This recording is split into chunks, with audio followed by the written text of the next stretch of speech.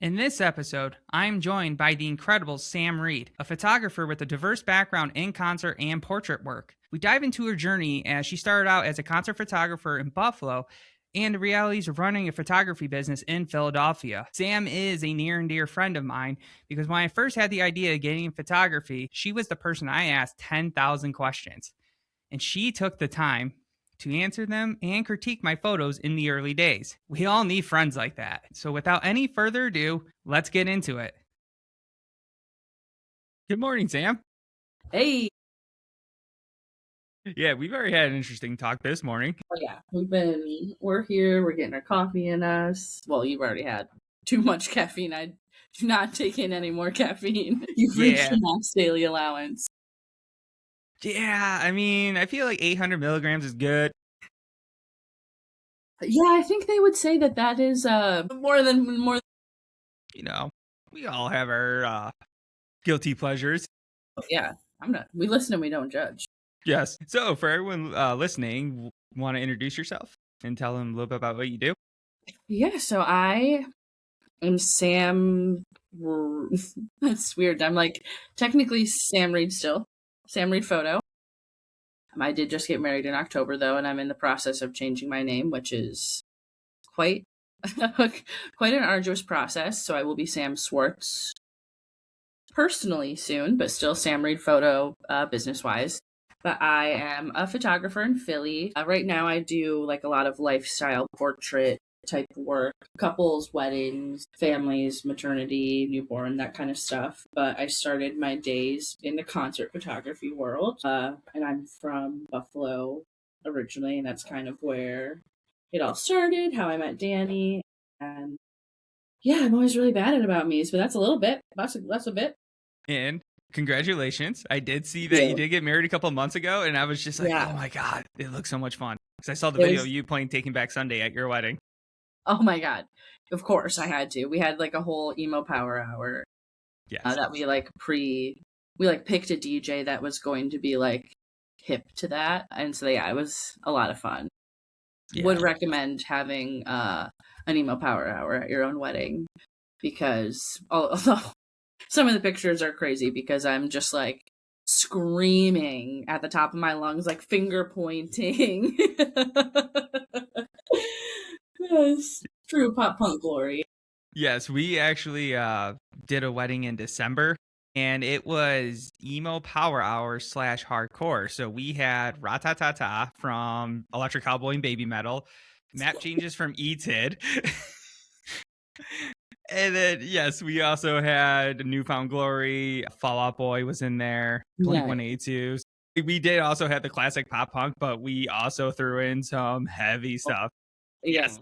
I love that. And then you like see like people in suits throwing down a little bit, and that's always really fun to witness. You're like, oh, this is so strange. I love it. The bride switched dresses. She went from wearing her white dress to an all black dress. Well, that's sick. I absolutely loved it. That is so tight.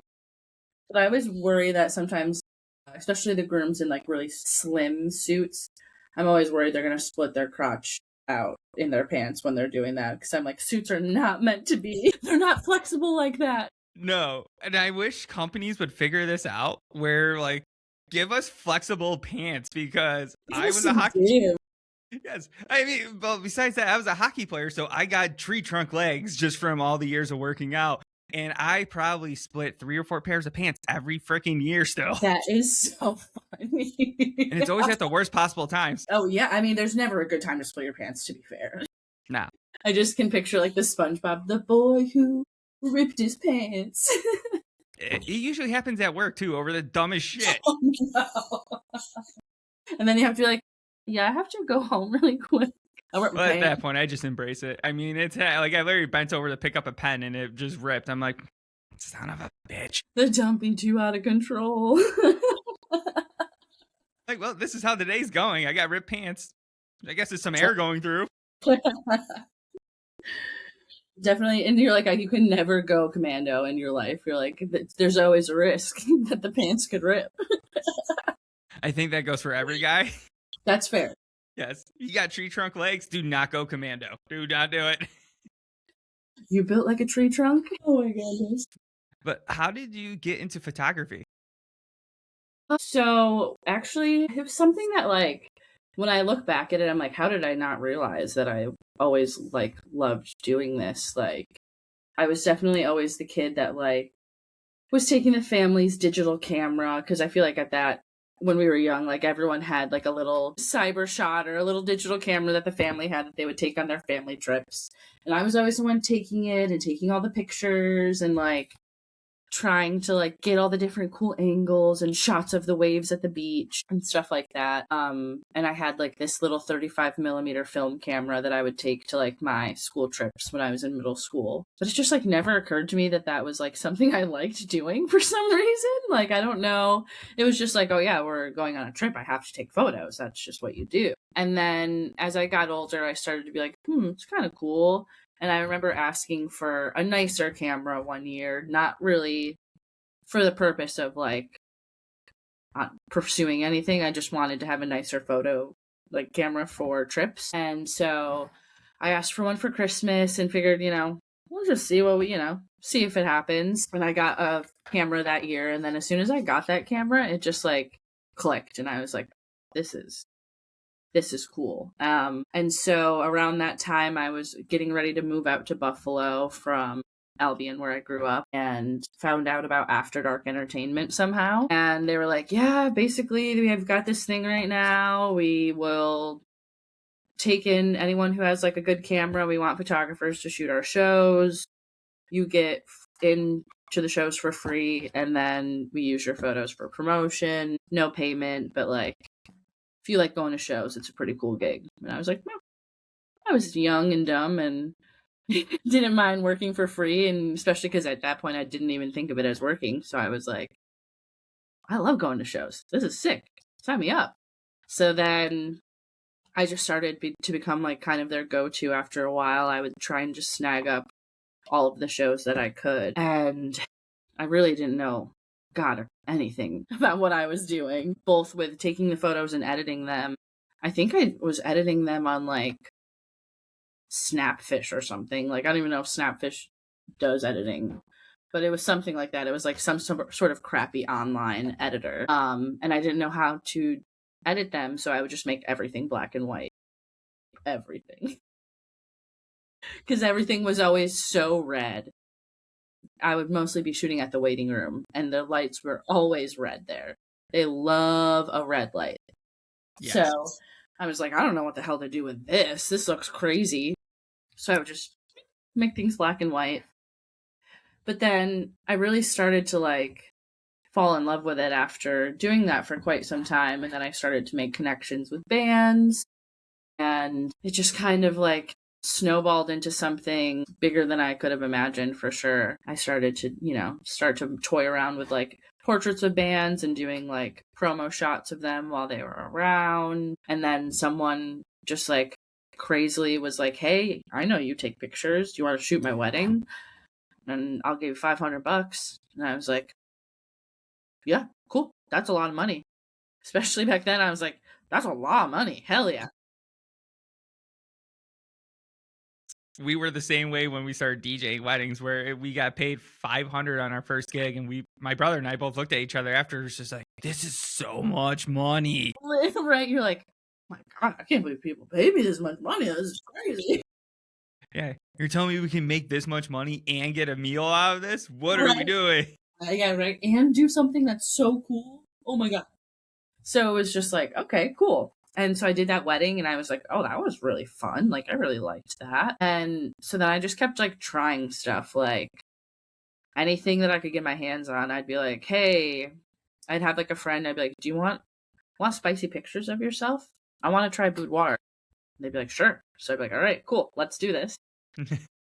And a lot of just like using my friend as models, trying to like come up with creative portrait ideas. And then when I moved from Buffalo to Philly, I was like, okay, it's time to buckle down, take this seriously, and like actually pursue it as something full time, really actually, try. Because in the lead up to that, I really was just doing photo part time, working part time jobs, and just kind of like whenever I had free time doing some photo work and like not really trying to market myself or, you know, do anything legit. I don't even know if I had a website at that point. Like, I think I had just had a Facebook page. Like, so I was definitely just totally winging it. So I was like, I'm going to move to Philly, take it fully seriously, and just like actually make it happen. And I, of course, moved to Philly 2 weeks before COVID hit. So we had a little detour in the plan. Yeah, you were making We cookies. got there. Yeah, I was. I started a home bakery because I was like, I don't know what else to do. And I had learned how to do cake decorating working at like a bakery at a grocery store here. And that store one day, there was a shooting in the parking lot, and the security guard that worked in the store ran and hid in the bathroom instead of telling the employees. And so I was like, I don't really need this job. Yeah, I that is should a just sign to start my run. own home bakery. Yes. It's like, And I remember buying some cookies off you, and they were amazing. oh my god, that's right. I forgot about that. Yeah. I still every once in a while I'll pull a recipe out from the Dudley's days. And I made the bourbon pecan chocolate chunk cookies the other day. And I was like, "Oh man, these still hit. I Yes. still got it." Yes, I remember I think I got like 3 or 4 different flavors, and they were all amazing. Yeah, our cookies were definitely like our big cookies and cupcakes. I feel like were the two big things that were really my specialty. But yeah, so it's been a weird. I've done so many weird jobs in between photography and my part-time shenanigans. I've done like direct care work for people with like developmental disabilities. I sold merch for bands, was retail for vans for a while, a dog bather, literally all sorts of cake decorator, literally so many weird things over the course of my lifetime while just pursuing photography part-time and just kind of lollygagging. So it was nice to finally just buckle down and actually make it happen. And what was it? I think 2023 was the first year that I went full time. And knock on wood, we're going to keep it up. But it's been going great so far. Yeah, and your work is incredible. Thank you. Thank you. Yeah, I've been with every artistic thing. I feel like you go through spurts where you're just like, I hate everything I make. And I Yes. definitely had that over like the fall and like the last like month. I finally am back to a place where I'm like, no, okay, I like what I'm doing again. But for a minute there, I was like, every time I would deliver a gallery, I was just like, please don't tell me you hate them, but you probably hate them because they suck. I'm so sorry. And then they would be like, oh my god, I love these. And I'm like, okay, so they're not bad? Yeah, I have learned through a lot of pulling my hair at times to when when you're not in the mood to edit, don't edit. Just go walk away, go do something else that's productive or just shut off your Mhm. brain in general. You need to do whatever that is to get your mindset right for editing Yeah, because it's so true because it really will mess with you. Or like if I've been editing for too long and I start to notice like I'll get really like nitpicky about colors, but it's because I've been staring at all the same colors for so long that they all start to look off. It's like when you look at a letter or like a word for too long and you're like, no, that can't be how it's spelled. That's wrong. It doesn't feel right. It's like that. So then I know I have to be like, okay, I gotta walk away. And then like sometimes I'll come back and be like, God, what was I doing last night? Like, what? Why would I think that those colors? And then you like tweak it to your, fresh vision eyes, and you're like, okay, yeah, no, I see that last night I was just overthinking it and getting a little too lost in the sauce, if you will. yes. Yes, that happens a lot with me with concert photography for editing Oh, because yeah. if the light isn't great, which you don't have any control over, you are going to spend hours trying to course correct and it just becomes yes. Making it so crazy. And then you're just like nitpicking every little detail. And then you're like, well, I don't actually like how this shadow looks from the lighting that's a shadow, leaving a shadow under his nose. It's so many little things that you're like, okay, I gotta stop looking at this photo Mhm. and switch gears. Yeah. But I will also say some of my favorite photos come from complete screw ups while shooting. They're just like you. Yeah. I first originally look at the edit and I'm like, this looks like garbage, like the Mhm. raw photo and all that. And then I'm like, all right, let me go back to it. And then just, with the right mindset and just spending some time editing, tweaking it, you get something that's very creative. And I'm like, that is awesome. Yeah. I know a lot of editorial photographers really are big, I don't even know how to word this, but they're just not big fans of overshooting. And I have second shot for some photographers who are really adamant, don't overshoot, just take the bare minimum. They really don't want you wasting, I don't know, maybe the memory card space, or they don't want to have to cull through all that many photos. But to me, I'm gonna stay overshooting the whole time, always, at least if I'm running my own show. Because I feel like you get the best photos sometimes on accident completely.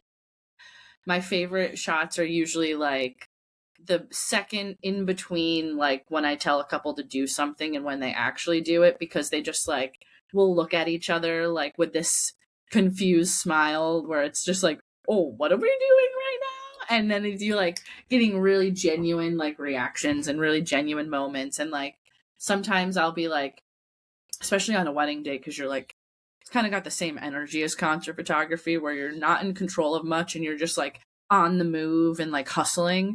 And so sometimes I'll see something and pull out my camera and not line it up perfectly. I just want to make sure that I get the shot before the moment ends. And so sometimes it'll be cockeyed, I took it with my camera really slanted, but then I look at it and I'm like, no, that actually kind of looks sick, and it gives it a different, you know, angle, and just makes it look a little bit more artistic for this really candid moment.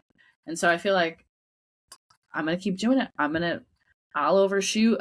I'll fill up the biggest memory card I have and just keep going through and finding those little in between moments, because I feel like that's really where you can get some magic, is just capturing it all. Yep. Yeah. And when it comes to memory cards, I use 128s for that reason. Literally same. Yeah. And sometimes I still fill it up. That has happened a few times.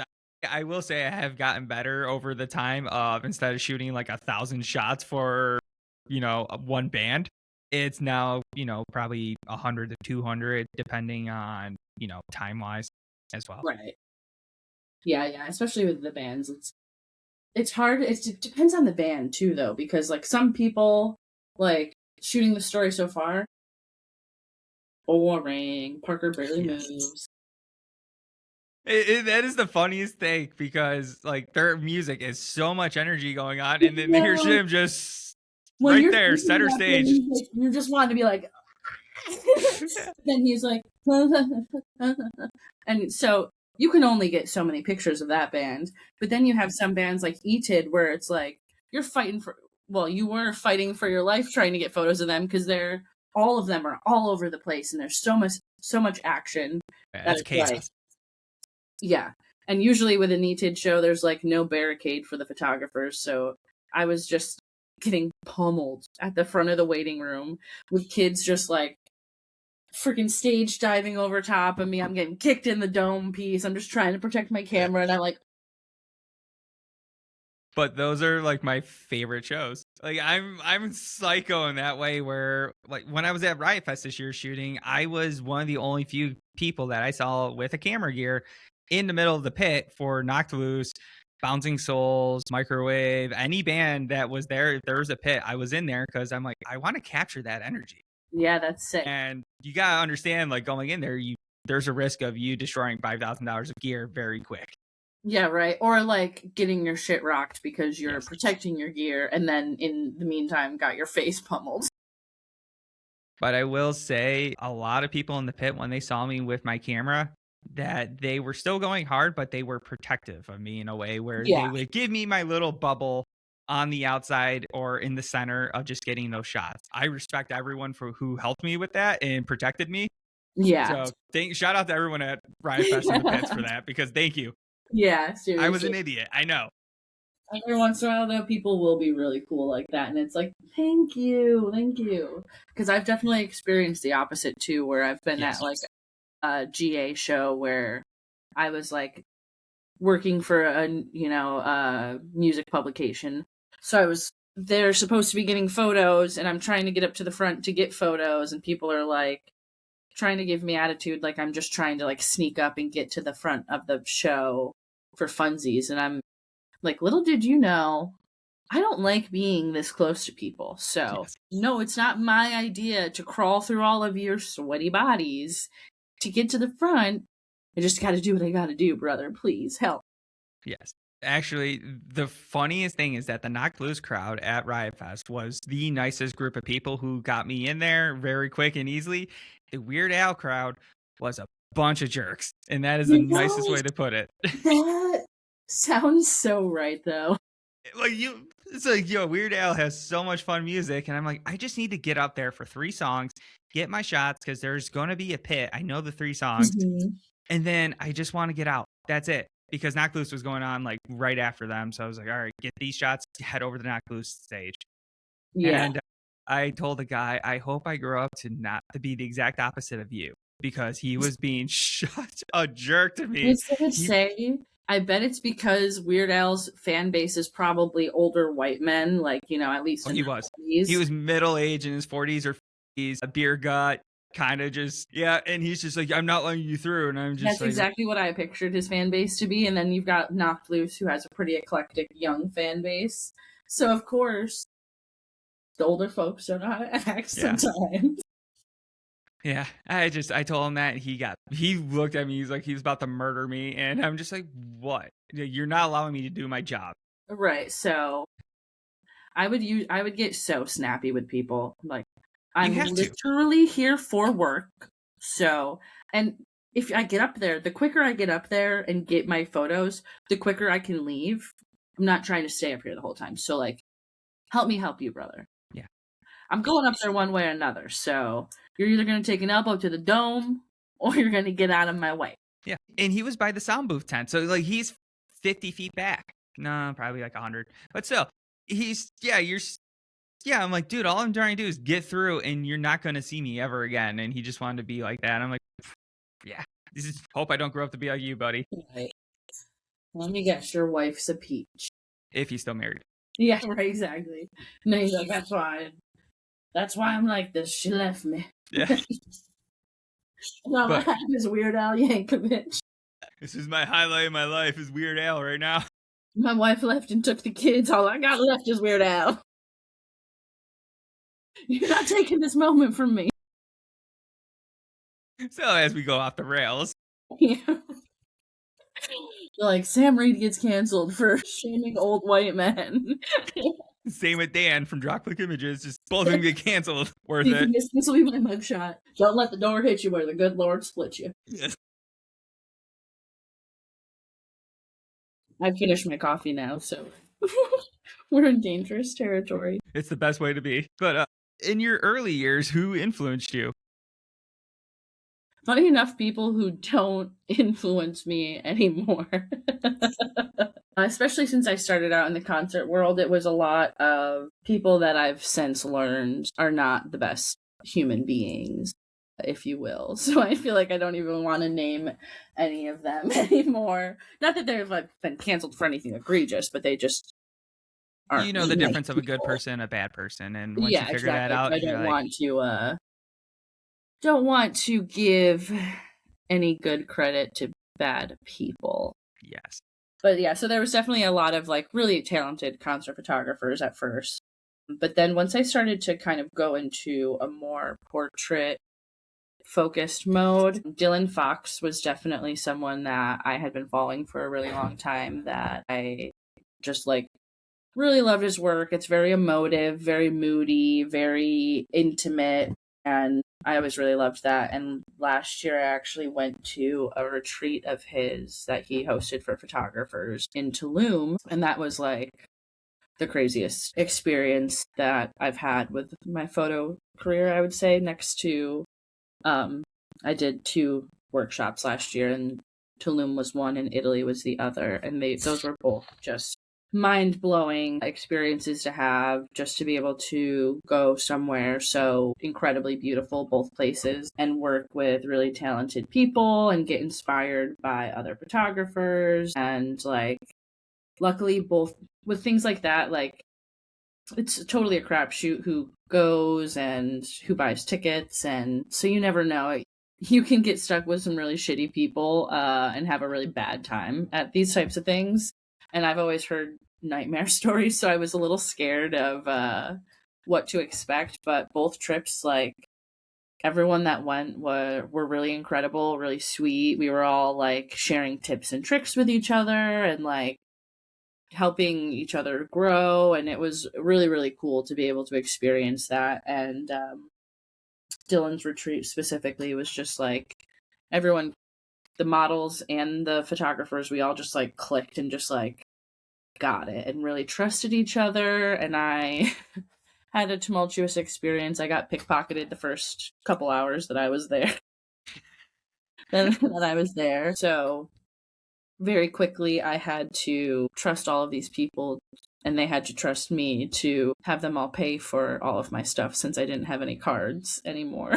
And I was just Venmoing everybody back for everything that I was buying all weekend. But yeah, it was really great, and I really got to learn a lot that weekend and make some of my favorite work that I've ever made, ever. And so yeah, being able to learn under Dylan was really cool, and just like see how he operates and does things. It's like totally different than how I've been doing things and like how I thought things like needed to be done. I feel like it's when you're self-employed, there's like weirdly no guidance at all about like what you should do, what you shouldn't do. And so you just kind of like listen to the general internet and like the hive of other photographers that you know, just to be like, yeah, I guess I need to have contracts, and I need to have X, Y, and Z and a bookkeeper and all these things. And Dylan is like so flase da, just like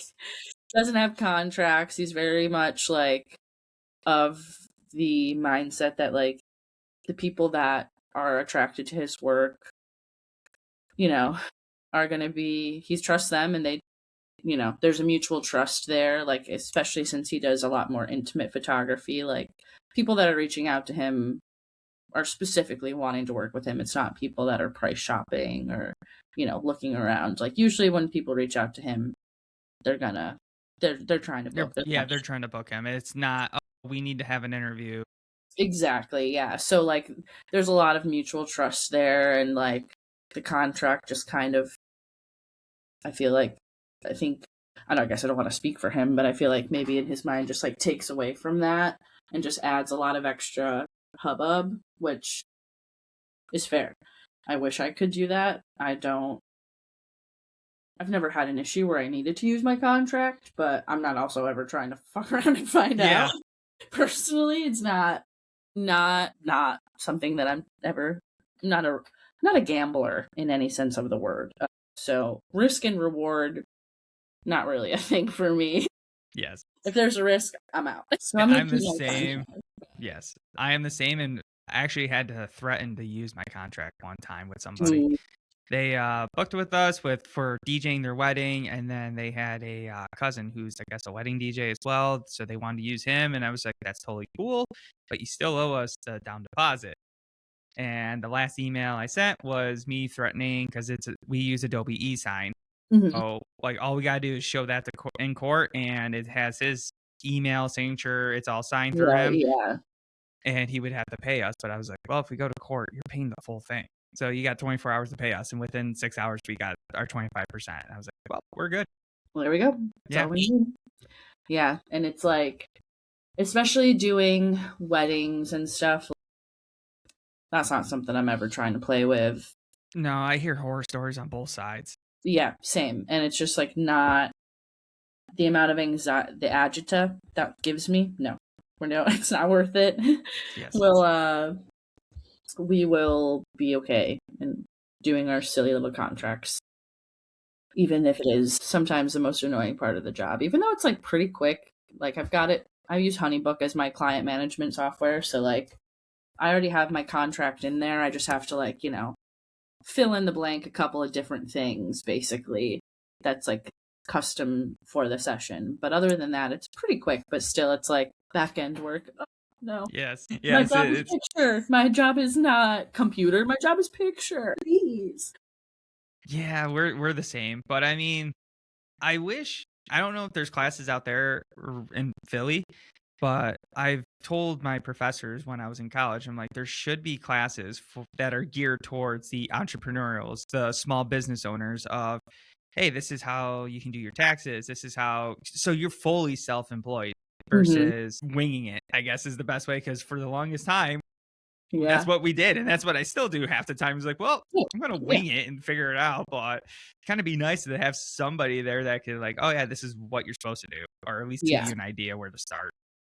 Yeah, I started to make like a course that is kind of like helping with like the photography part of building a business, but there's definitely a lot of stuff I haven't covered because it's like I don't even really know like my tax stuff. I couldn't tell you what my tax guy does. That's why I pay him. I got no freaking clue. And every time he tries to explain something to me, I'm like, I mean, I appreciate you doing this, but it means nothing to me. Yeah, like my Unfortunately, no math brain. yeah, Not at all. yeah, like my brother, he doesn't understand depreciation. Yeah, So that's he's long. like, "What is that?" I'm like, "That's just it's equipment being used every year. It kind of gets broken down differently. So when you spend less, you still have this to bounce off of." Yeah, he was trying to explain depreciation to me one day, and I was like, I couldn't even word. I was like, what? I'm like, whatever you say, sure. Yeah, I trust you. Yep. I'm like definitely one of those on some of the business side of things where I'm like, listen, that's above my pay grade, so we're gonna pay somebody for that because I can't remember, my own calendar and all the business back end stuff and do the photo and the editing. Oh no, no, no. She's only got so much brain space. She's just a girl. Yeah, that's why there's two of us. I do all the back end work and he does the DJing portion for the most part. But Yeah. when it comes to this stuff, it is all me. And I'm just like, did I forget to do something? And half the time it's yes. I'm just saying most of the time the answer is yeah. I stopped even making to-do lists because it's just like there's always something on it. There's too many things. And Yes. then if I like start to look at a list, I'll just jump around and do bits of all of them but not finish any of them. So we just abolished the to-do list in my office. Yeah, I used to have a to-do list as well. I when it would, when you have 10 tasks on there, I would just get overwhelmed looking at it. I'm like, I don't want to do any of this. So I just kind of just forget it. We're just gonna wing it every day. And Yep. if it's that important, I'll remember it. If not, well, hope to God it wasn't that important. You're right, yeah. Same. Sometimes I'll like put random like notifications in my phone and like alarms with like little things that I know I like have to do, like canceling free trials and stuff. I'm like, do not forget, you must cancel the Fubo trial. They're gonna charge you a shit ton of money. I am the same way. Nope. I use it all the time though for like playoffs because I don't have cable. I don't have anything because I hardly watch TV as it is. So Fair. during playoffs, I will pay the money to be able to watch the games as quick as possible. And then as soon as like that game is done and where it's the NHL playoffs, the NFL, whatever, as soon as that last game happens, I done. Cancel. God's last. Yes. Yep. So when you were first starting out, do you remember like the first bands that you shot or your first portrait? I remember my first show with the After Dark was like a really small local acoustic show for this like some local band. Then there was literally 5 other people in the audience besides me. But outside of that, I cannot really remember who some of my first big ones were. I know that pretty early on I did, God, what was that tour name? It was some tour that went to the town ballroom, and it was Taking Back Sunday, Polar Bear Club. I missed I Polar Bear wrestled a Club. bear once.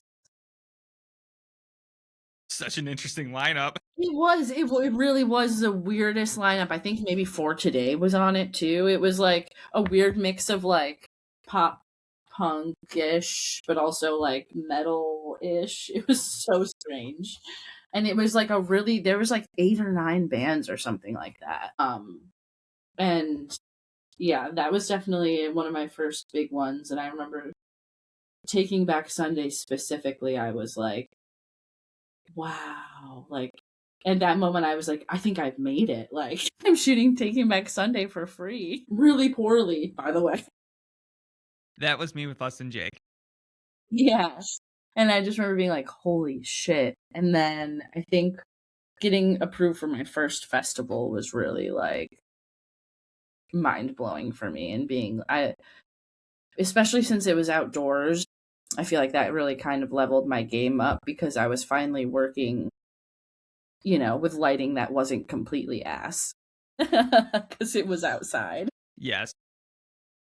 So then my photos actually looked really good. It's amazing what happens when like you get the proper lighting and you don't have to do so much editing to try to make it look good. It's just so It's easy. it's crazy, and that's like why I love doing portrait stuff now. I never have to Yeah, worry you're not about spending it 3 again. hours editing one photo. No, and oh my god, I remember making a video on how to edit reds specifically because like I'd finally mastered it after years of freaking trying, and well, you know, mastered it. It was as close as I could get back then. But yeah, I remember making a video for like how to edit the reds, and everyone was just so excited because it was like no one puts out that kind of info. There's like no content about concert photography No, not really. on anything. So it was like really hard to figure out how to edit those complicated colors like that without having any sort of like anything to learn from it. No one Everything that you can find about editing is really just for portrait work. So it was definitely really hard at first to like figure out how to color correct a freaking red. And I didn't understand the color wheel at all, or that I even needed to understand it. So it was like I was truly the blind leading the blind at that point. Yeah, like I said, I didn't get in photography till I was 27, 28. So you were my influence because when Yeah. I had this random idea, it was a dark place in my time, and I was just like, I need to do something creative. And I hate getting photos of myself taken. Still to this day, I am like that. Same. Same. But I hate and it. so for the random idea of like, oh, let me pick up a camera, even though I don't know anything about it and I don't like getting my own photo taken, try the other side of things. And you helped me out a lot. And yeah, it led me down to this path, which so thank you. Yeah. Yeah, no, that's crazy. I'm glad that I could help because I'm just a little guy. I'm just a guy. Yeah, But but it it's is such a good outlet to have, and like even if it's, I feel like sometimes I can get caught up in forgetting that it was my passion at first. Like when it's your full time job, it's your full time job, and after a while, it just like you forget about the creative side of things. And so I've been trying to really like make sure that I keep doing these like photo workshops and like setting up my own little creative shoots here and there so I can kind of like remind my brain like, oh yeah, this is like what I love to do, and like sometimes I just need to have like full creative control of something, and then I can be like, okay, cool. Now I can go back to like, doing my little family session, like my cute family sessions and stuff where like, no, I can't control a toddler. That doesn't happen. Hell no. So yeah, I feel like that's kind of how I've been figuring out how to balance like reminding myself that, oh yeah, like this is a fun, passionate hobby that like was meant for to be a creative outlet. Like so sometimes I just need to go back to the roots of it and do something just creative and funky for no reason other than myself, not because someone paid me. yeah. And so what does inspire you while creating these portraits? Is it like a memory that you always kind of go back to, or is it just like, all right, I'm gonna try something different all the time? It could be a lot of different things. Like sometimes I'll just like be driving and I'll see like a spot and I'll be like, "Hey Siri, make a note that says," like, and then like I'll list off the cross streets or whatever. And so sometimes it'll just be like a location that like kind of sparks my brain, or I'll see something on like Pinterest or TikTok and be like, "Huh, I like that they did that, but then I would do, these things differently." And or so maybe like being inspired by another shoot that I saw, or sometimes I have no inspiration at all and then I just kind of let that be like the vibe, where I just go in like completely blank and I'm like, let's just see what my brain says. Like, look, no idea, just go for it. So yeah, it really kind of just depends. And I've been trying to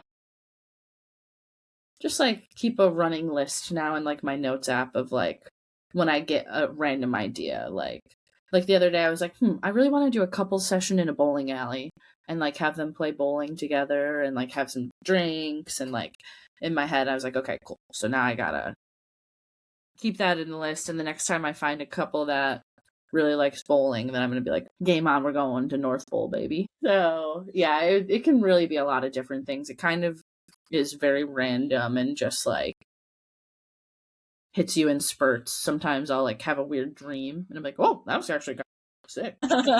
Yeah, so it really is just like a lot of different things. And then usually like if I'm at a styled shoot and I'm like trying to styled shoots, I try to like see what everyone else is shooting. Like usually, there's always, one couple or one model, and then everyone's kind of in the same group huddled together getting the same shots. And I'm like the person that's always like, everyone's getting that shot. So then I'm going to go try and find like a different angle that no one else is getting. And I like to kind of like challenge myself in that way. Like, okay, well, everyone's getting that one. So then the model's going to get this exact same photo, just edited 12 different ways. Like, well, that's boring. So then I'll just like walk around and survey the premises and try and like excavate a different angle. So that's usually like how I try to challenge myself to be a little bit more creative when I'm doing like these styled retreat workshop type things.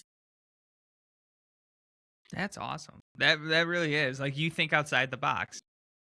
I try to, because then, yeah, I feel like it just like helps encourage me to look at things in a different way. And then I can kind of take that when I'm working with clients and approach, things differently too. Like it's just something that I always try to keep like in the back of my mind. That way I'm creating something that's unique and like speaks to me and not just like what everybody else in the group is doing.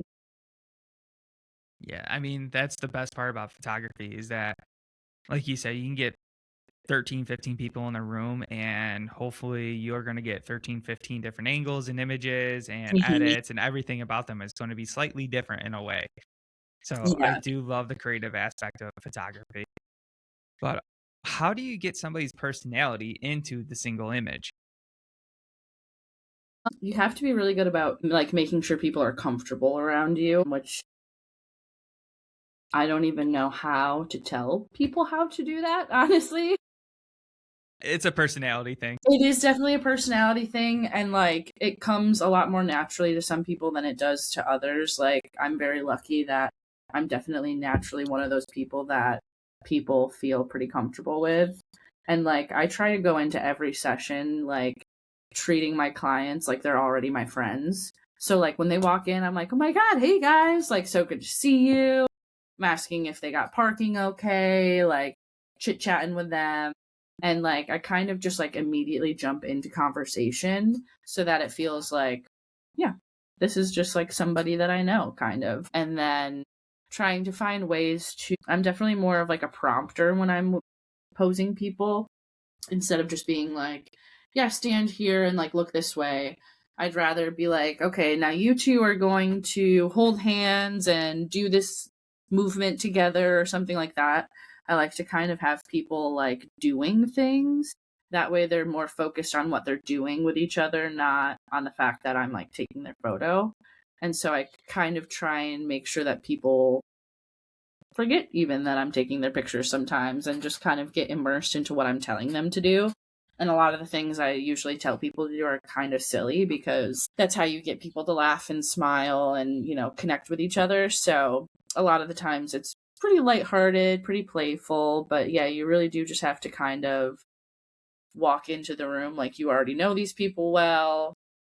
You're not strangers. You're long friends that just met. And yeah, just kind of make people comfortable. And there's definitely sometimes where I'll get clients that are like noticeably much more nervous or reserved than others. And it definitely takes a little bit more elbow grease in those situations. Like you really have to kind of work for it. But I'm not afraid to make an ass out of myself to make somebody smile. So I'll do whatever it takes.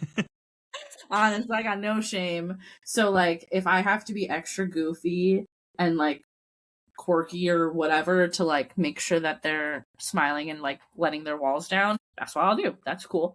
I don't mind frolicking through a park in the middle of Philadelphia looking like an absolute maniac because sometimes I definitely do. But yeah, really just kind of making sure that people feel comfy and not judged. I think most of my branding is pretty clear that I'm like pretty with it in terms of that.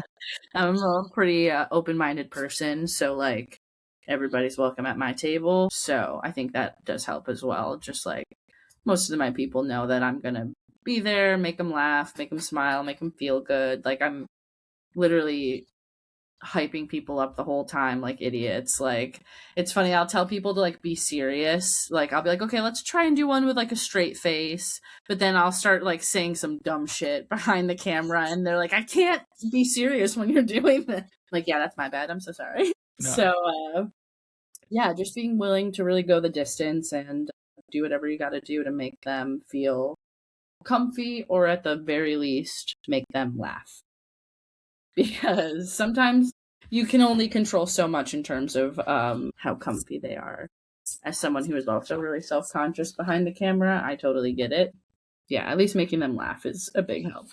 Yeah. And I am the same way. Like, I will make sure my settings are good right before the band's going on. But probably those 3 to 5 minutes before the show starts, I'm doing some stupid dance or like just bobbing my head, just being an idiot, just like, just releasing the tension because like you can't be all stressed and ready to like, you can't do that. You guys gotta have some fun. Exactly. And it usually helps with the other photographers because they'll see me and they're just like, what is he doing? I'm just, Literally. that's literally it. I'm just like, yo, what? That was always me. And back in the day, there was always a debate on whether you should or should not sing along when you were in the pit like taking pictures, because that was like peak just people hating on women, honestly, and calling anyone that worked in music a fangirl.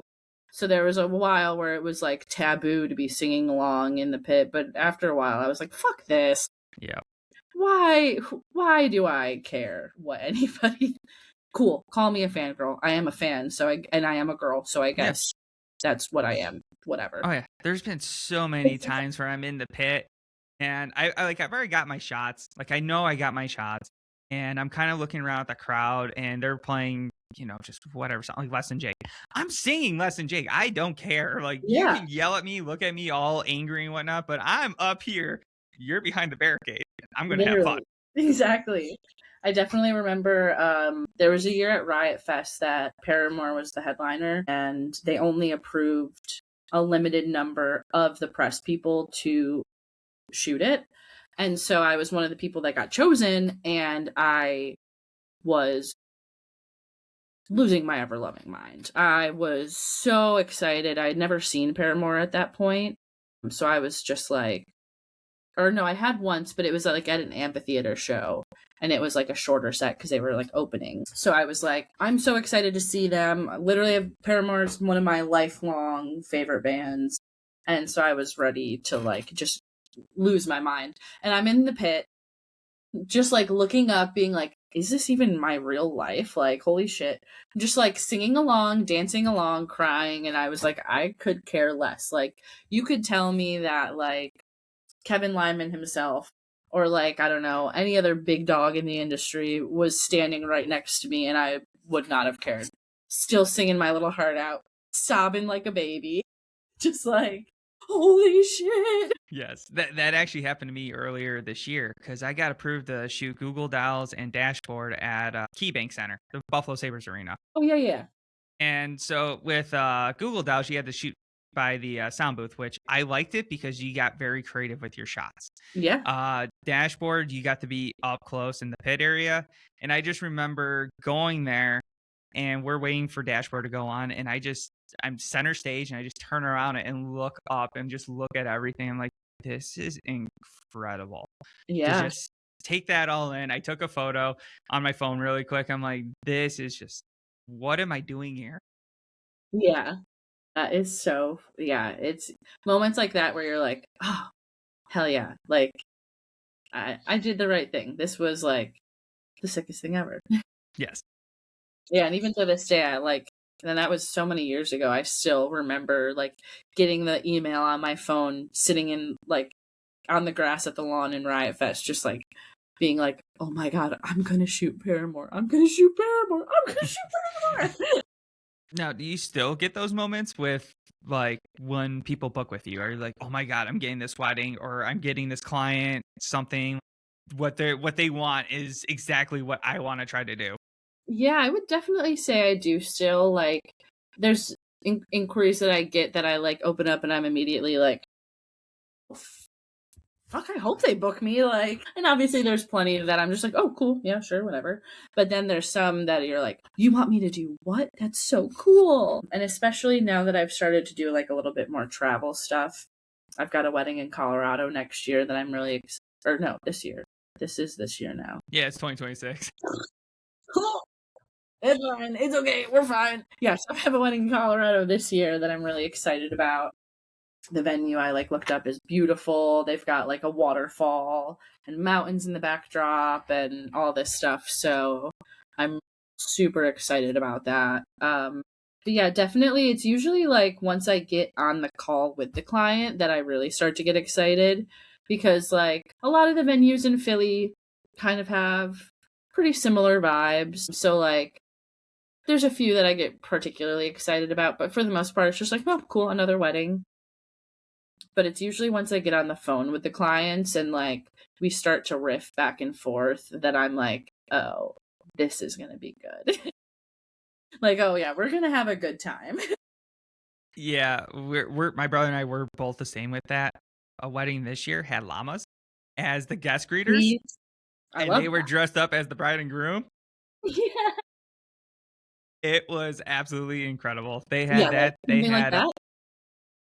they had the people who also draw pictures. Like when you go to like Or like the theme parks. caricatures. Yes, Mm. caricatures. They had two of them there. They had some kind of like I think it was a palm reader or something. And then they Okay. also had a band playing for a cocktail. And yeah.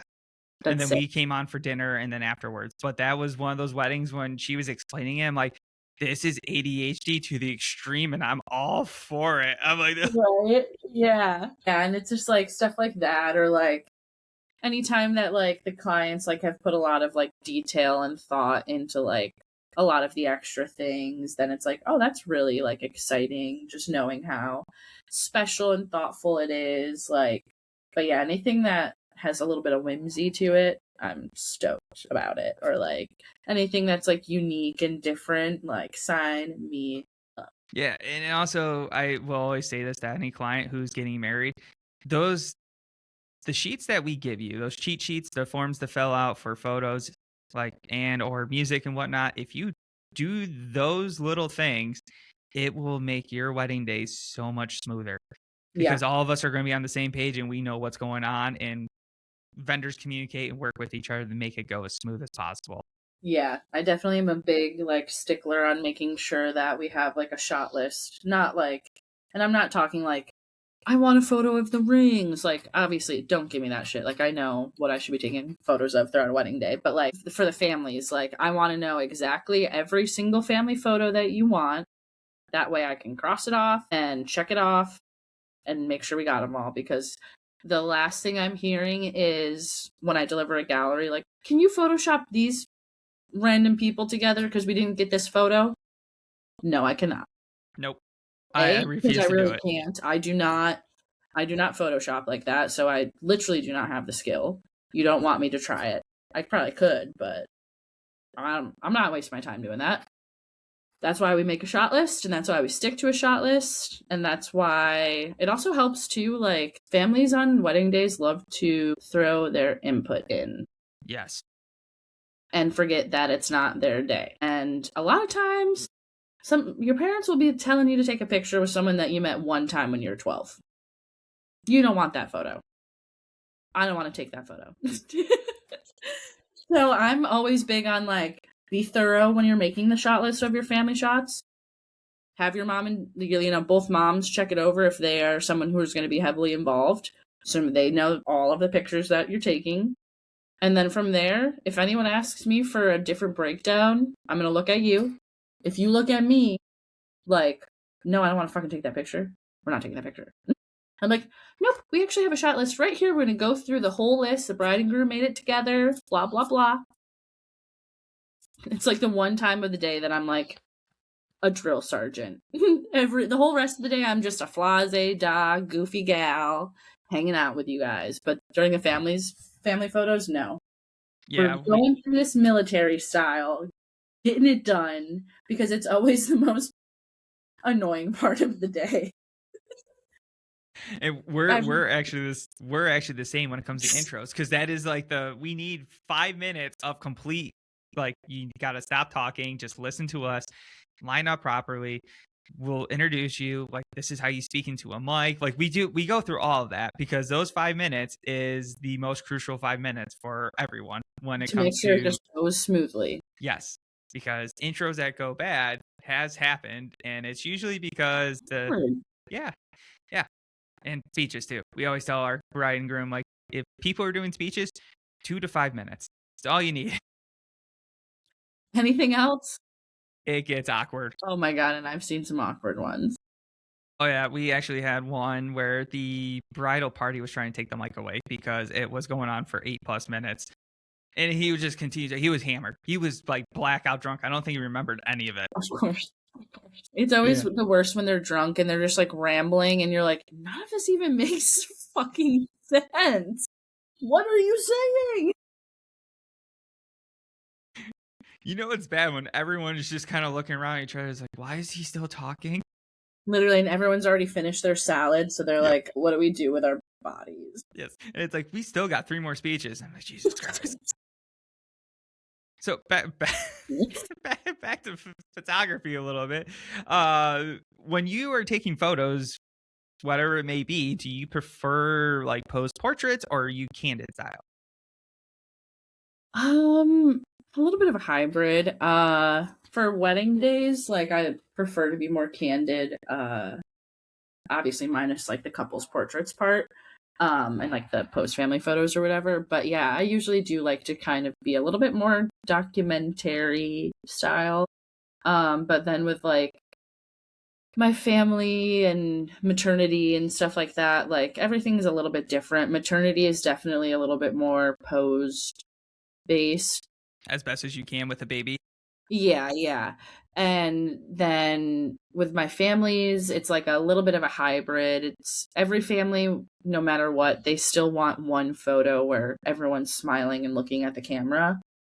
So no matter what, I gotta get that one in their gallery at some point, but I do try to have that be a bit more documentary style as well, where I'll especially if we're doing something in their house, I'll try and encourage them to like read a book together or show me what your favorite toy is or something like that to kind of get everybody doing something together. And then my couple sessions are kind of hybrids too, where like I'll usually kind of give them like a prompt of like, okay, so one of you is going to go bear hug the other from behind, and then the other one's going to try and get out of the bear hug, so you're like wrestling with each other kind of. And so I'll do like little prompts like that so that they're like doing actions and I'm getting candid photos, but it is kind of, like That's not something people normally do in their day, is like, wrestle with each other in a field. I don't know. Have you met my brother? Because Yeah, we're well, yeah, idiots. true. That's so true, actually. So yeah, it's usually like trying to evoke candid moments with couples is usually how I try to tackle that thing. But yeah, usually overall, I'm a bit more action based. Like I like having a little bit of movement, a little bit of something to distract my clients, especially like most people still feel pretty insecure in front of cameras. So any way that I can get their mind off of being insecure, good for me. So yeah, I do like to be a little bit more fluid and documentary, posy, than posy. Yeah. I mean, for a person like me who does struggle being a picturesque person, my photo on Facebook is from 2011 still. My God, Danny. How much has changed? I still like the only difference is gray hair. It was I was at Newfound Glory, and I don't know if it was it you Sticks and Stones 10-year anniversary at Water Street Clubside. Was that you that took the shot when I was on the stage singing with them and then jumped back into the crowd? No, I don't think so. I didn't do much in Rochester, but that is sick. Yeah, I mean that was it's not a great picture, but like you just see me just arms around the singer just screaming. It's like Having the time of your little life. yeah, I'm like, you know what? I still look the same, so we're gonna keep it. But like, yeah, anytime somebody tells me, "Oh, you gotta pose like this," I'm just like, "What do I do with my hands? Like, Like, I like this. what am I doing here?" Like, Literally. Do you want me to pose like this? Nothing to do? Right? That way, right? yes. Too good. Oh, did you see ADHD really kicked in there? It's been kicking in all morning. I've got a client call after this too, so they're gonna, God bless them, they're gonna be in for it. Luckily, after this, I got besides editing, I'm not talking to anybody for the rest of the day. Hopefully.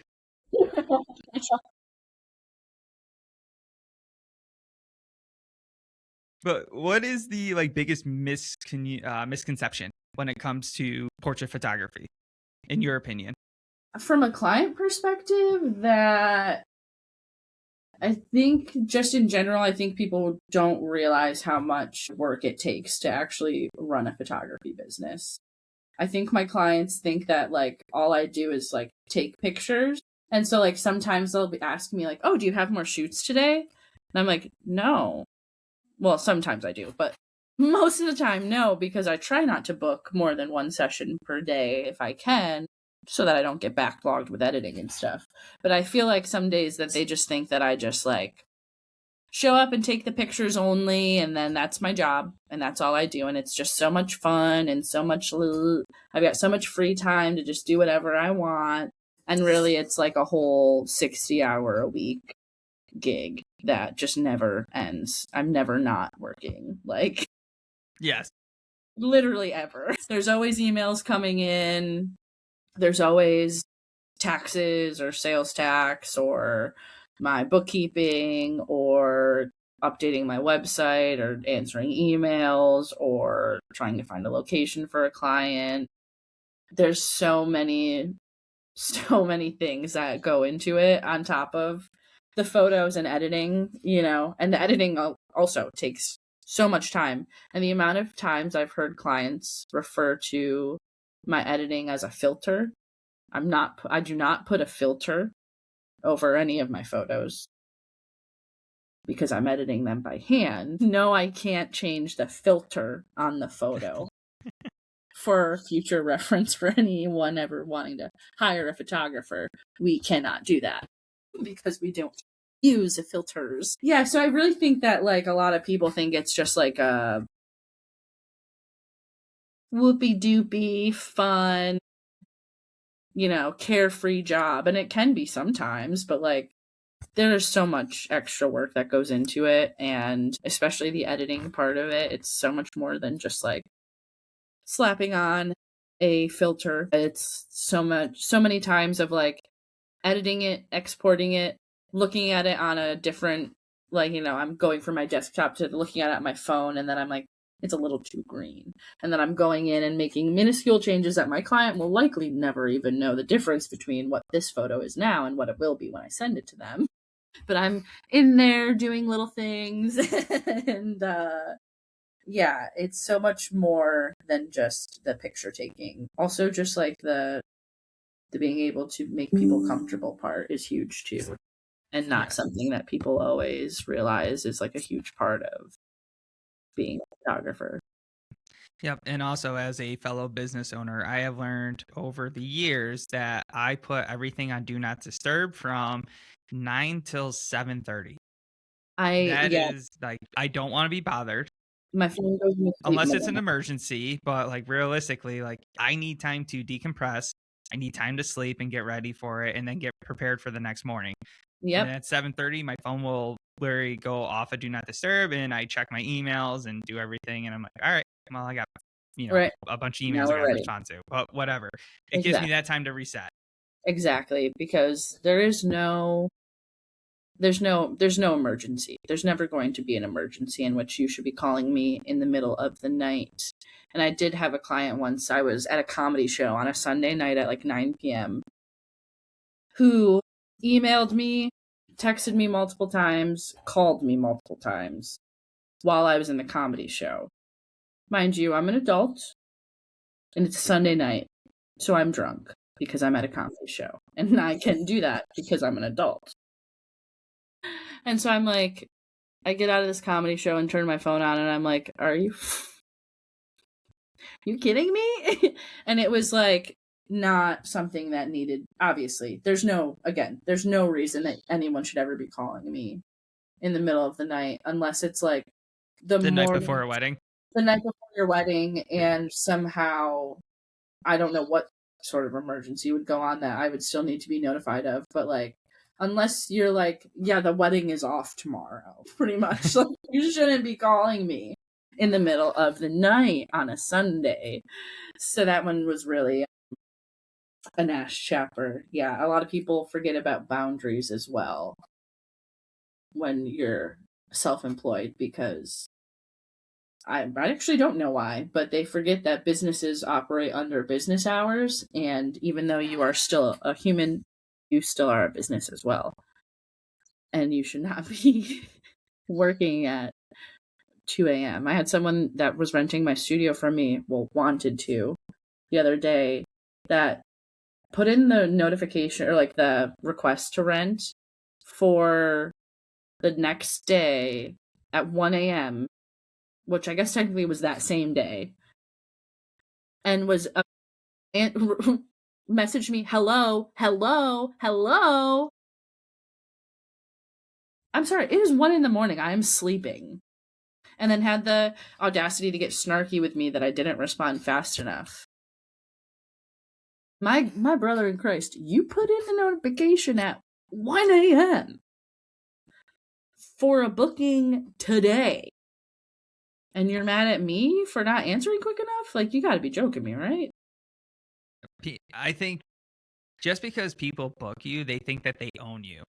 Yeah, it's like, That's where the boundaries of, and I tell that to all our clients. So like from 9 to 7:30, like I'm on Do Not Disturb. My phone is, everything is. I won't answer emails. I will not answer texts. If it's an emergency, like dead ass emergency of like the week of your wedding, yes, I will. If you text me or call me twice, it will go through. right. But if it's not an emergency, or I don't, even if it is, you guys gotta give us boundaries. Like we're available from 7:30 a.m. till 9 p.m. What other business, yeah, what other business is available to answer emails and answer questions and make sure things are good with you? No one really. No one. It's crazy. Yeah. So the setting the boundaries is huge in any industry, any business, big or small. Yeah, If you're the owner, you need to set boundaries with your employees and also with the customer. seriously. It's the most important thing you could do for yourself for sure. So with portrait photography, I know lighting is very important with what you do, but do you prefer the natural light or are you more studio light? Definitely natural light. I really never work with studio light, honestly, so I'm not very familiar with it. But yeah, so I usually am big on natural light, and like I've been in my studio now for like 3 years, so like I know where the sun is at, any point of the day in the studio, so I know what kind of lighting will be there. And usually I'm pretty cognizant of like I won't book an outdoor session at noon when like there's overhead sun. I'll try to do something in the morning or closer to golden hour kind of vibes. So you start to become a meteorologist in certain ways with that when you're so naturally light focused. And then be like, oh, actually, it's best outside at 10 a.m. So I always know where the sun is and what it's doing. Yes. Yeah, I've kind of learned that as well over the last few years of, oh, I know when it's golden hour, when it's sunset, like all Yeah. this stuff, especially with weddings, because being the DJ and also photographer, I Yeah. will like talk to the wedding photographers for that day and be like, okay, how's this lighting? How's this? This is when golden hour is. Let's try to get them out there. Let's work together. Right, exactly. And it's like same thing with like calling it for like if it's raining outside or not. Like I'm checking like 4 different forecasts with Doppler radars and stuff. I'm like, when did I become a freaking meteorologist? But it's, you got to do what you got to do to make sure that, your settings or your situation is like the best thing that it can be. Control the controllables. Yes. Yes. And then don't sweat the stuff that you can't control. Exactly. Like, especially that's like the one thing on wedding days you really have to learn to let go of. There's so many things you can't control on a wedding day, so you just got to be able to roll with the punches and get creative and figure out how to make the lighting that you have work because you can't change where the ceremony's happening. Yeah, and you can't change if it's raining or if it's Yeah, sunny. It exactly. doesn't matter. You can't change it. Just embrace Yep. it and go with it. Yep. If it's randomly like a 90-degree day in April, can't change that. Yeah. But I know we are pushing on time. So let's answer with some final thoughts on this. Yeah. When you look back at your work so far, what are you most proud of? Man, that is a great question. I would definitely say probably the work that I did in Italy, and Tulum are probably two of the things I'm more proud of.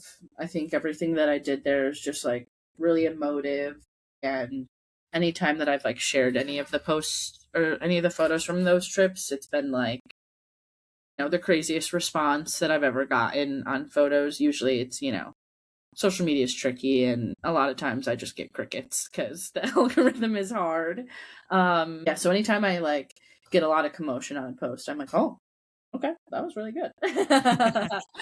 um, yeah, and I really love those images and that. And I would say I just actually went through a wedding that I did last year in Barbados. I was second shooting it for with a friend of mine, and that wedding was just like really really special. It was a girl from like the Midwest somewhere, and she was marrying a guy that was from Barbados, and they met together in like theater school in New York.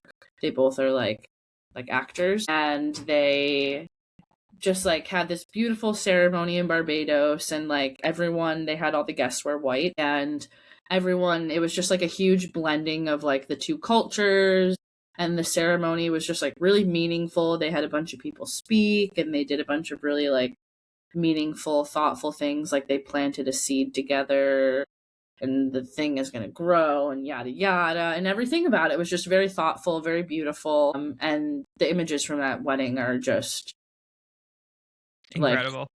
Like yeah, breathtaking. Like, is this real? literally like so so beautiful. And like I'm usually pretty self-conscious about my work a lot of times, so like I'm not ever the first person to be like, oh my god, these photos are great, but man, they are really great.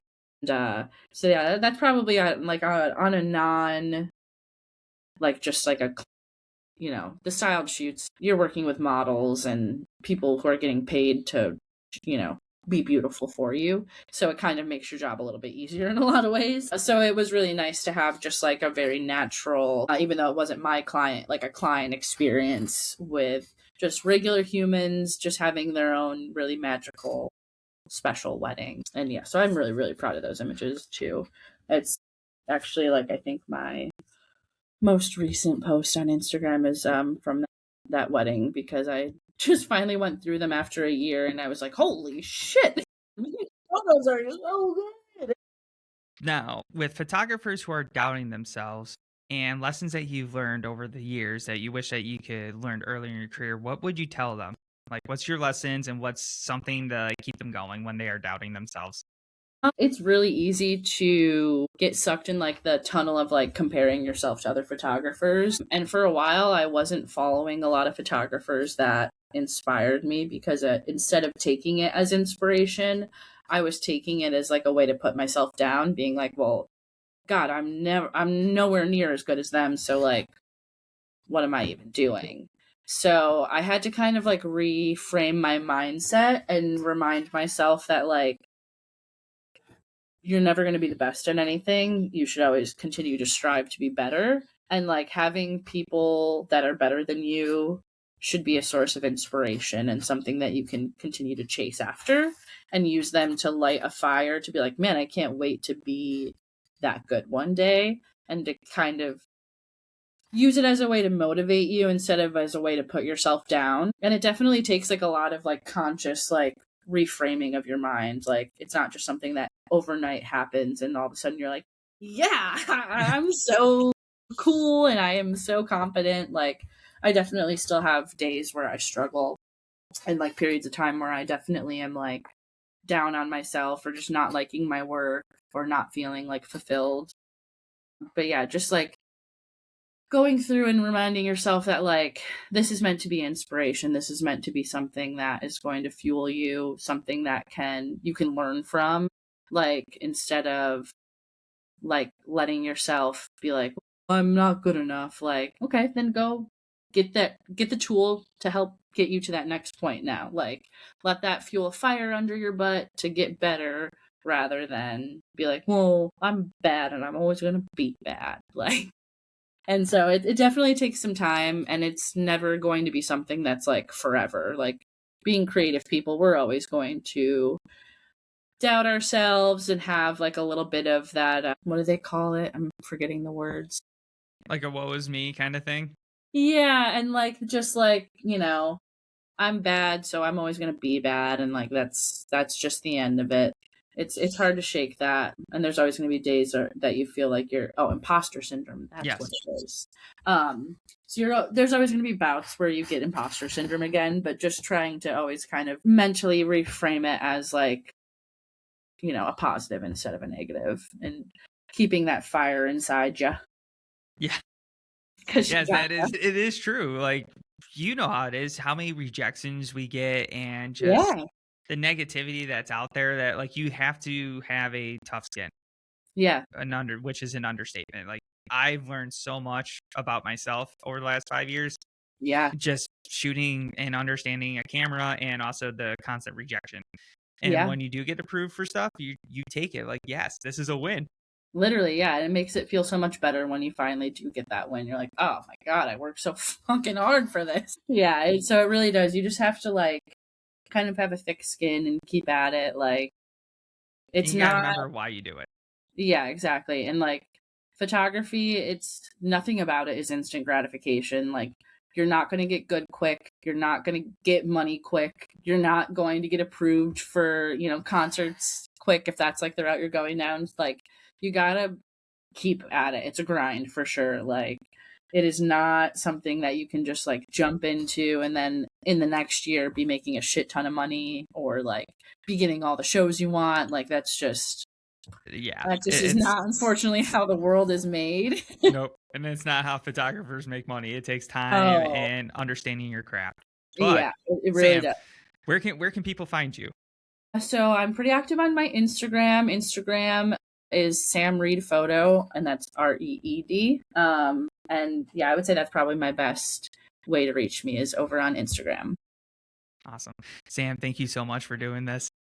Yeah, of course. It was so good to talk to you. I'm so All glad right. that we got to catch up. Yeah, it's been way too long. And next time you're up in Buffalo, my brother and I would love to take you and your husband out for dinner. Yeah, and if you guys come to Philly, definitely let me know. Oh, I think we are. Like I said, in August. I think we'll be Yeah, down there. yeah. So hit me up, and we'll definitely we'll make something happen. All right, Sam. Have a great day. Thanks. Yeah, you too. It's good. And there you have it. I hope the business insights will help you whether you are about to start your journey or you already have established your journey. Sam is an incredible friend and an amazing photographer, and I can't say enough good things about her. If you are newly engaged and in the Philadelphia area, I highly recommend you choose Sam for your wedding photographer. And if you want to be a part of this and help grow this community, please reach out to me through my website and fill out the contact form. Until next time, take care of yourself, take care of each other. I love you all, and I'll see you next time.